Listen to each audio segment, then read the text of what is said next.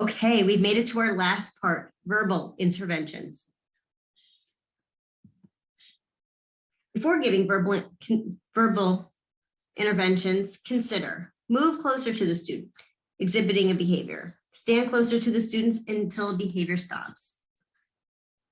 And use proximity. When you have to deliver verbal communication, remember, your tone of voice conveys mood, emotion, and attitude, so stay neutral. Speak slowly and in a controlled manner. Use a normal tone of voice. Some tips for verbal communication. Be empathetic and judgment-free.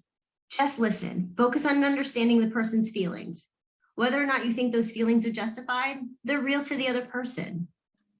Be mindful of the student's personal space. Allowing personal space tends to decrease a person's anxiety.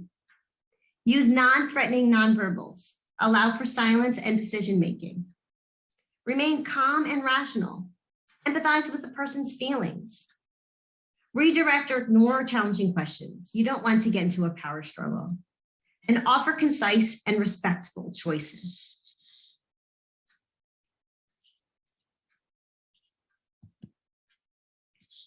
Here are some interventions through encouragement. Use statements that communicate care and concern for the individual.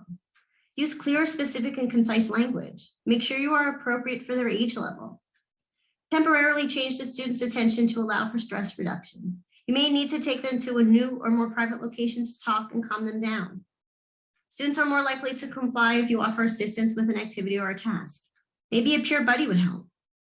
Prompt the individual to engage in an appropriate behavior and make sure they have the appropriate materials to do so.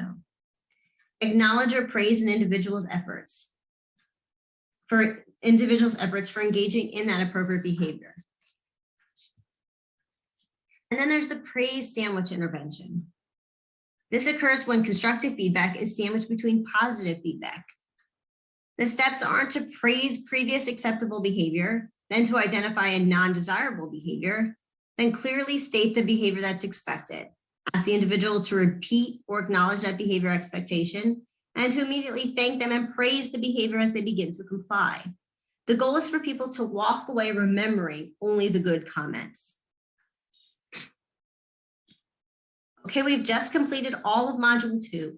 Thank you for staying with me. Please complete all of the questions before submitting.